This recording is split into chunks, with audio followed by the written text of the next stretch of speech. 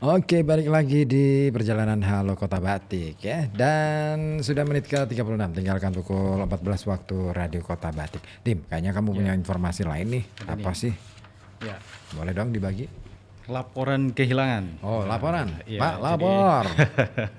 jadi bagi Anda yang menemukan Mm-mm. STNK sepeda motor Honda tahun 2019 warna silver dengan nomor polisi G4938SH atas nama Nurholis, alamat Gang Asparagas RT 3 RW 12 Poncol Pekalongan Timur Kota Pekalongan.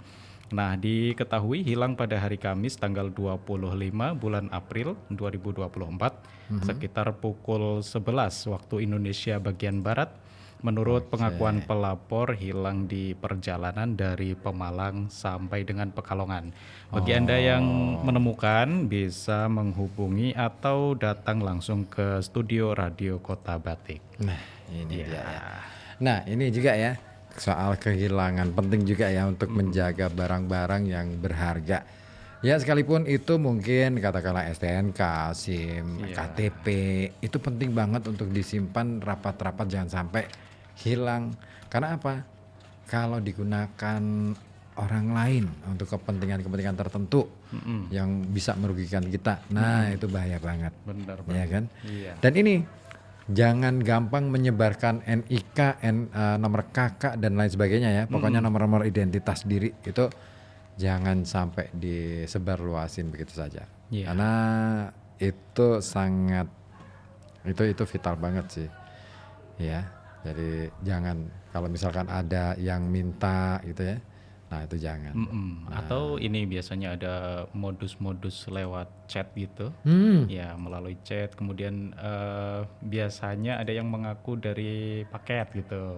Ada paket, silahkan bisa dicek fotonya. Ternyata itu format format filenya itu APK biasanya. Oke. Nah, itu biasanya modus-modus apa ya untuk membobol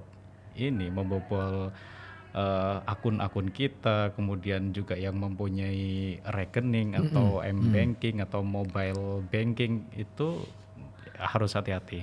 Jadi untuk chat melalui apapun itu, melalui WA ataupun melalui Instagram dan media sosial lainnya bisa diharapkan lebih hati-hati itu, ya.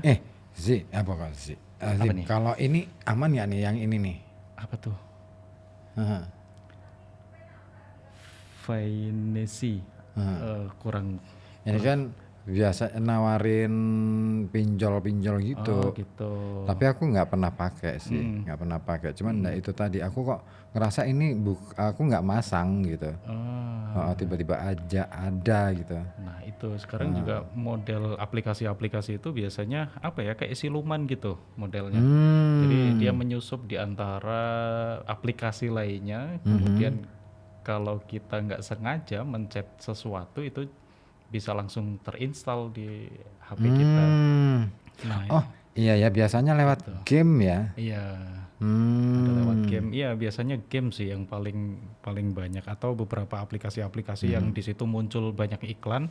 Kadang kita ngerasanya udah kita swipe nih, Hmm. udah kita hilangin gitu.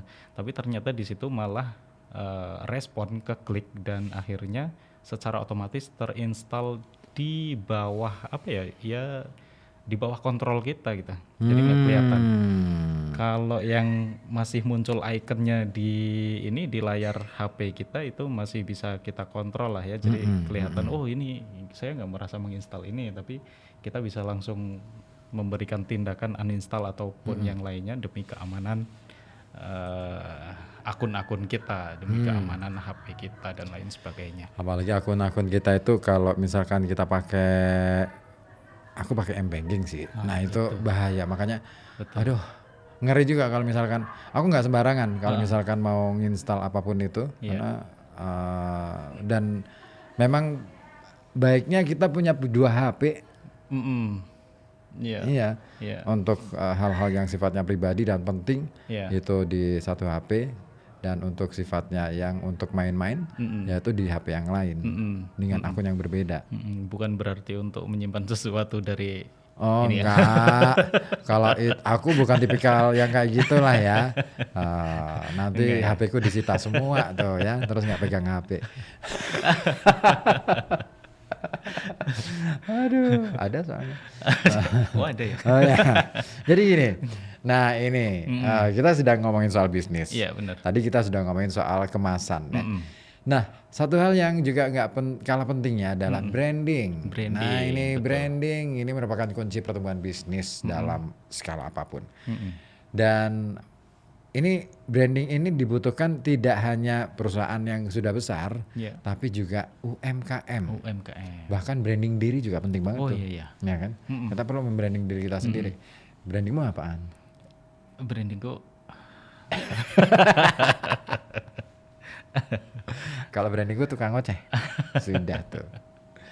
Iya, aku setiap kali bikin hashtag yang khas itu agak lumayan laku loh. gitu ya. Ya, pertama aku bikin hashtag cinta. Mhm. Oh banyak tuh orang-orang bicara tentang cinta gitu kan. Mhm. Terus kemudian aku bikin hashtag Deleming. Mhm. Wah laku juga Deleming. Nah terus para bajingan, pernah Iya, aku bikin iya. para bajingan. Sampai itu melekat dalam arti ketika aku ketemu dengan orang, nah ini nih para bajingan nih gitu.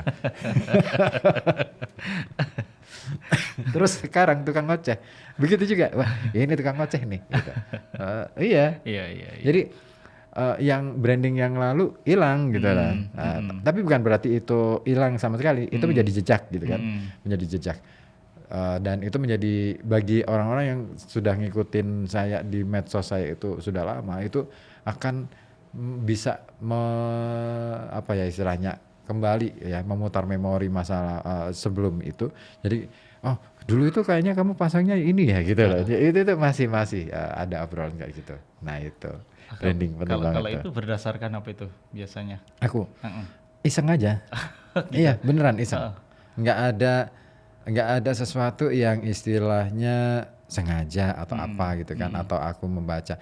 Tapi memang ya ada beberapa hashtag yang aku bikin itu memang apa ya istilahnya saya mikir gitu lah. Kayak misalkan para bajingan itu aku mikir banget tuh ketika itu. Karena ada sesuatu yang ingin saya sampaikan, ada message tertentu yang ingin saya sampaikan melalui hashtag itu. Nah itu. Nah, di balik itu ada message. Iya. Nah setelah selesai, nah kamu tahu lah ya. Nah peralihan dari para bajingan menuju ke tukang ngoceh itu selisihnya apa ya nggak jauh banget ya. Dan hashtag tukang ngoceh itu boleh dibilang baru ada setahun yang lalu. Ah. Iya, setahun yang lalu. Mulai setahun yang lalu. Jadi pokoknya bulan-bulan Februari atau Maret 2023. Itu mulai aku bikin hashtag itu. Dan itu cepet banget kesorot. Ces, tukang ngoceh. Nah ini tukang ngoceh gitu. Di TikTok pun aku ketika ketemu dengan teman-teman gitu. Wah ini ada tukang ngoceh nih dateng gitu. Saya mampir roomnya temen gitu kan. Ini ada tukang ngoceh nih. Terus kemudian aku diajakin komal gitu kan. Wah ngobrol dong, apa dong, ngomong apa deh, terserah gitu. Kan kamu tukang ngoceh. Oh gitu ya. Udah deh, yuk kita ngobrol santai aja ya gitu. Iya. Gitu. Akhirnya brandingnya dapat banget. Sampai aku mau ganti brand, ganti nama, ganti akun. Itu sempet pada protes. Jangan diganti, itu sudah bagus tuh tukang ngoceh, nggak ada yang pakai tuh gitu. Oh gitu ya. Iya, Oke deh. iya. Ini gitu. Jadi udah melekat gitu ya. Iya, para bajingan sudah selesai ya. Episode para bajingan. Nah ini dia. Ngomongin soal branding. Ini ada beberapa tips untuk membuat branding, terutama untuk UMKM. Ya. Nah, apa aja sih? Yang pertama, temukan celah target pasar secara spesifik. Nah, niche. Ini bacanya niche ya, bener ya? Iya. Nah, ini adalah target pasar spesifik yang ingin dikejar. Jadi UMKM ini harus bisa menemukan niche-nya di pasar, dalam arti bisa menemukan celah untuk bisa menarik perhatian masyarakat di luar dari produk populer. Jadi apa ya istilahnya, kita perlu ya membidik pasar mana nih yang mau kita sasar, terus kemudian kita mau membrandingnya sebagai apa gitu kan. Nah itu sebagai bagian dari cara untuk UMKM ini supaya bisa mencari area ketika area ini menjadi peluang besar untuk mendapatkan pasar. Mm-mm. Nah, pasar ini kan penuh ya, penuh dengan banyak brand yang muncul di situ. Mm-mm. Nah, kita istilahnya kalau dalam istilah Jawanya paling gampangnya kita ngesuk gitu lah. Mm-mm. Mm-mm. Ngesuk kan brand kita. Nah, tapi kita harus tahu ngesuknya kemana gitu loh. Spesifik Nah, gitu ya. ya spesifik. Oh, bidikanku adalah anak usia sekian sampai sekian, Iya. kelas sosialnya A, B, C. Oke, saya ambil yang A katakanlah. Tapi yang punya kebiasaan apa, hobi apa, terus kemudian dia suka mainnya di mana, Iya. itu. Iya. Sampai sedetail itu. Makanya penting banget ya bagi kita itu untuk melakukan riset sebelum membuat branding. Nah, terus memiliki unique selling point. Nah, unique selling point apaan sih? Nah, jika UMKM ini ingin ditarik oleh konsumen ke tengah atau di tengah pasar persaingan yang ketat, ini perlu ya menemukan unique selling point. Sesuatu yang unik dari produk atau layanan jasa yang ya membuat kita itu tampak ke permukaan dan memiliki value untuk konsumen. Jadi apa gitu? Katakan misalkan sesama radio, apa keunggulan radio? Iya. Apa uniknya gitu. Unik itu, nah ngomong-ngomong unik, ini penting banget ya. Unik itu bukan sesuatu yang dibuat-buat sebenarnya, bukan sesuatu yang direkayasa, tapi lebih tepatnya lagi kalau kita bisa menemukan otentisitas diri kita, kita bisa menjadi unik. Dan ketika kita bisa menjadi unik, otentik, apa yang ada melekat di dalam diri kita itu kan otentik kan. Iya. Itu yang jadi sarana kita untuk jadi brand, menjual itu, branding kita itu. Iya. Jadi kita harus bisa ini ya, bisa apa ya? Harus paham lah kita itu bagaimana, kita itu di mana seharusnya gitu, dan kita bisa memunculkan itu untuk Betul. kita sell atau kita jual gitu. Value-nya itu seperti apa gitu. Iya. Oke. Katakanlah misalkan saya bikin brand tukang ngoceh gitu kan. Ya karena kerjaan saya ngoceh Iya. gitu kan. Iya, iya. Iya. Itu. Terus dari situ ada value apa? Sama-sama sebagai tukang ngoceh gitu kan. Apa value kita? Nah, itu yang kemudian kita tarungkan dalam persaingan, dunia persaingan. Ya. Nah, itu. Nilainya. Oh, ngocehnya nggak sembarang ngoceh misalnya. Oh, ngocehnya oke. Dan setiap orang punya kelebihan.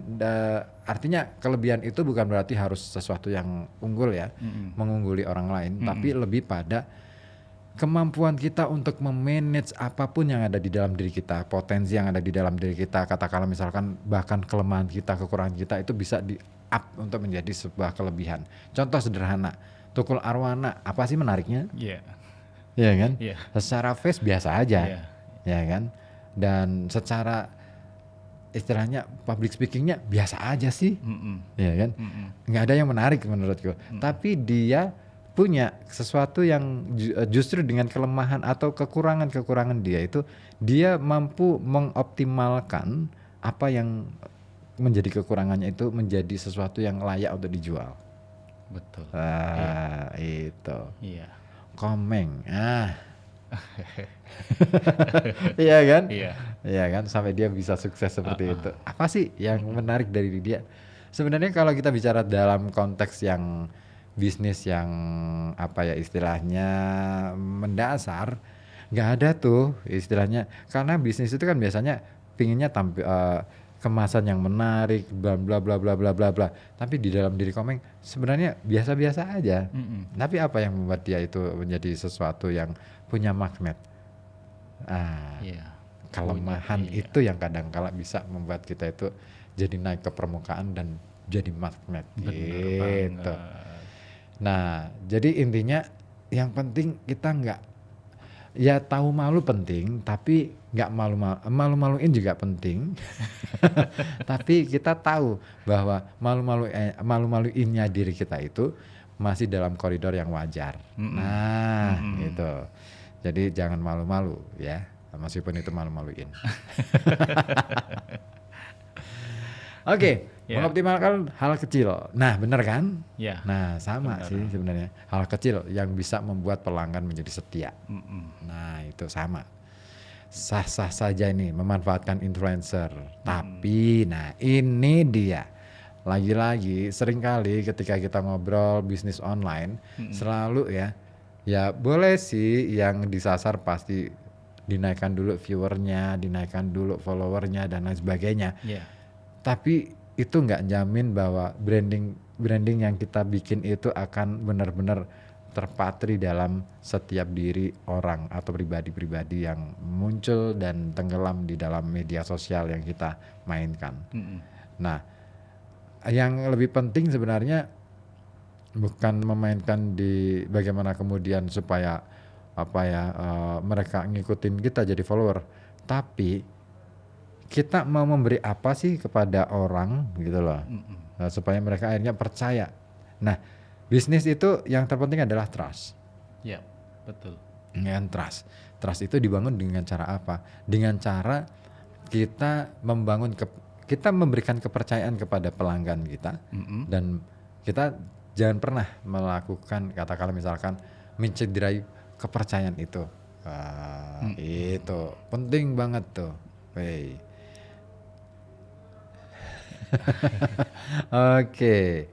Oke, ada info ini ya yang menyasar. Terus kemudian beradaptasi dengan perkembangan tren. Ya, penting banget nih. Penting banget. Yes, itu dia. Ya. Jadi apapun tren yang sedang berlaku, kita patut untuk bukan kemudian kita terbawa arus ya, tapi tahu aja deh. Oh, ini trennya ini. Terus kita mau kemana nih? Kita mau di tepian atau kita mau di tengah atau mau di mana gitu kan. Ya. Nah, kita mau pakai pelampung yang bagaimana itu juga perlu kita rancang sejak awal. Gitu. Sudah hampir jam 3. Wah. Nggak terasa ya. Ya, kamu bisa bernafas lega nih sekarang. Aku nih yang belum. Nah, nanti ada tandemnya lagi kan. Siapa? Ines. Iya. Iya. Oke deh.